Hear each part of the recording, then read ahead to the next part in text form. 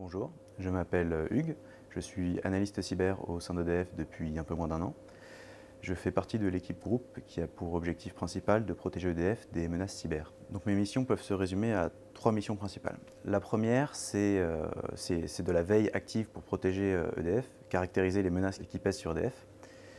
La deuxième concerne les vulnérabilités qui menacent EDF, qu'il faut analyser ces vulnérabilités, puis analyser et renforcer nos moyens de protection face à ces vulnérabilités. Il y a un gros travail d'investigation sur les attaques cyber ou les incidents cyber.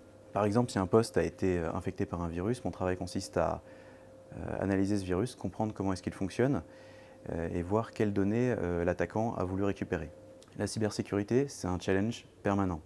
Les attaquants vont toujours chercher de nouvelles méthodes pour contourner nos défenses et comprendre comment s'en prémunir, c'est un challenge qui est très stimulant intellectuellement. La deuxième raison, c'est qu'EDF a développé une fonction cybersécurité très forte au niveau du groupe.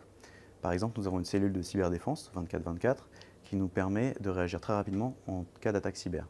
Et enfin, la communauté cyber a la chance d'être très active et d'être prête à aider. Alors le premier défi, c'est de protéger nos moyens de production électrique et nos clients face à des attaques cyber de plus en plus importantes. En effet, EDF, c'est un grand groupe, 160 000 personnes, présents sur plus d'une centaine de pays, des attaques qui viennent de l'international, avec des États qui cherchent à récupérer des fonds via des attaques cyber, des attaques qui sont de plus en plus destructrices, qui visent des systèmes de plus en profondeur. Finalement, la combinaison de tous ces facteurs, ça constitue un challenge. Et résoudre ce challenge, c'est un travail qui est très gratifiant au sein d'EDF. En plus, on apporte sa propre pierre à l'édifice en améliorant la protection du groupe. Et ça aussi, c'est très valorisant.